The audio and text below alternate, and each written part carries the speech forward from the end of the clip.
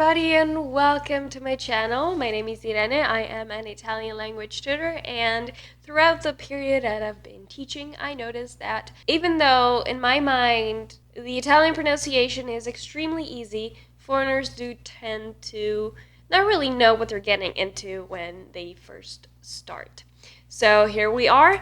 This is going to be a video about the Italian pronunciation, and today we are going to be talking about the vowels. Let's get into it.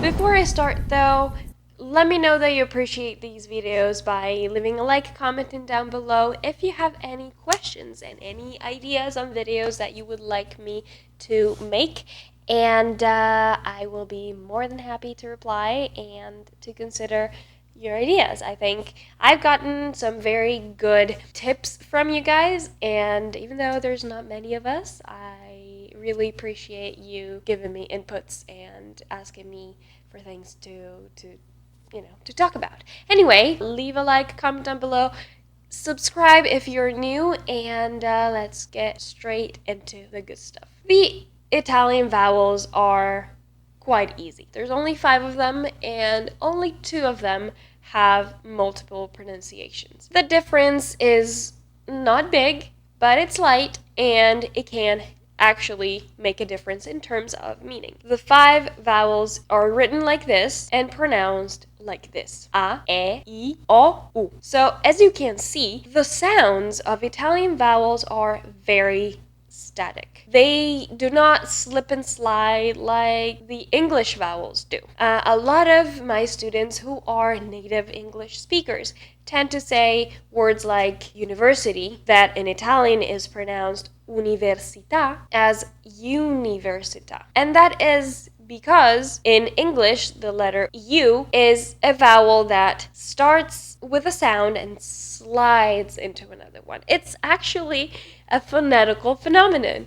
But in Italian, we never see anything like that. So they are very, very static. 3 of the 5 vowels only have one version. So A is very open, very like in the middle of your mouth, and you are using your whole mouth to say A. E is very similar to the pronunciation of this vowel in English, so E. E is very flat. You are articulating the vowel right in the front of your mouth. Then the last vowel with only one sound is U. Never changes. Universo, università. The vowels that change are E, that can be pronounced in 2 different ways: the open way and the closed way. That's what I like to say. First, we have E. As you can see, your mouth is actually really, really open. E. It's a little bit flatter than A. E. See the difference? A. E. But the closed version of it is even flatter, and it is going to be pronounced E. So to give you an example, the way I pronounce my name is this: Irene.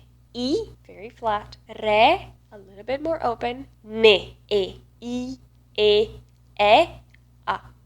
Of course, now I am exaggerating, but it's just for you to understand how the mouth is positioned when pronouncing each sound. And I am stressing this more than I normally would so that you can hear the difference. Some of my students sometimes struggle hearing the difference between E and I. And that can also cause problems in understanding the meaning of the words that are pronounced. The open version of this vowel is written like this, with an accent on top, and it means is. Lui è simpatico. He is funny or nice. But I is actually a conjunction. And if you do not differentiate them correctly, if you are speaking, I am not going to be able to understand, or maybe I am going to be able to understand, but I am going to be a little bit confused.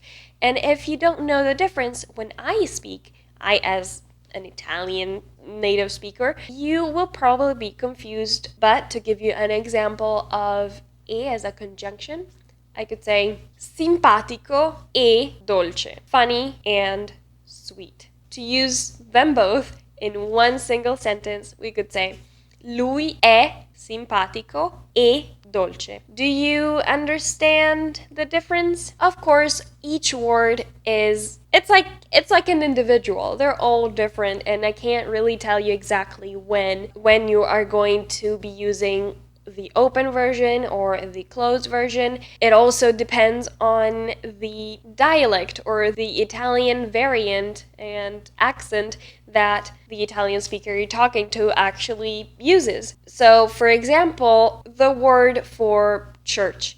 In Italy, there are so many churches. I thought this was fitting as an example. In my accent, I am from the Northeast. And in my accent, I will say chiesa with the e sound, so the closed e. But the officially correct version of it, that is more like the Tuscan variant, is chiesa. We could go a little bit deeper and determine exactly when we should pronounce a vowel like an open or closed, but that would be like very technical, and I don't think we want to dive into that. But also, in real life, that is not really going to be applicable 100% of the time. Italian has a lot of variants, a lot of accents, a lot of dialects, and all of them are different. Just choose one and know that there is a possibility that you are going to find different versions. Anyway, all of this that I just said is valid for the vowel O too.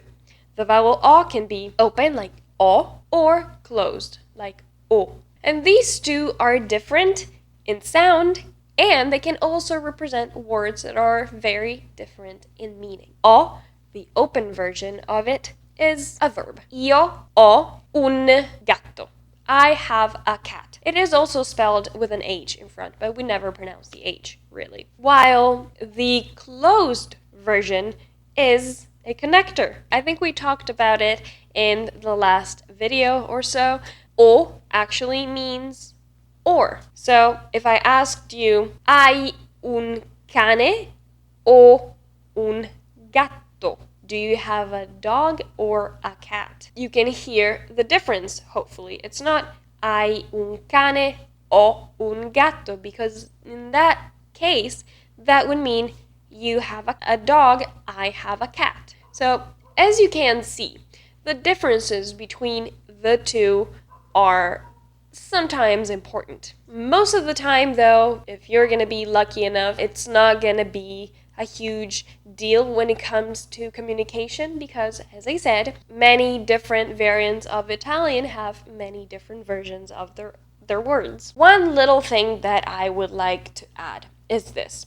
Sometimes you might find some words that have a vowel at the end with a little tick, like a little stress, a little accent on top as the very last letter of the word. And in that case, a, o, I, and u, they don't really change. The only thing that matters is that is going to be where the stress of the word falls. So the word pero, another connector that we saw in the past few videos, pero, that means but. If that accent wasn't there, I would read the word as pero, because we tend to put the accent, the stress of the word, more or less in the middle. When it comes to the e, we will find it in words like perché, that means because. To help you decide which version of the vowel to use, you will just take into account the direction of the accent. If it's going down toward the end, that means that the vowel is pronounced as open as possible. Pero. But if it's going up, that means that the vowel is going to pronounce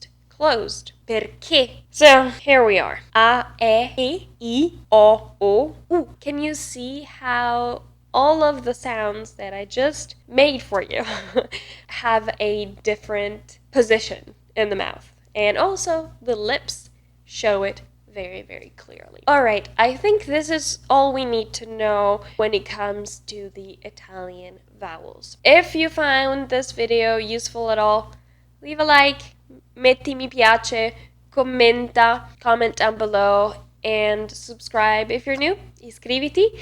E sì, spero che sia stato utile e interessante. Se avete domande, ricordatevi di scrivermele e niente, noi ci vediamo presto. Ciao!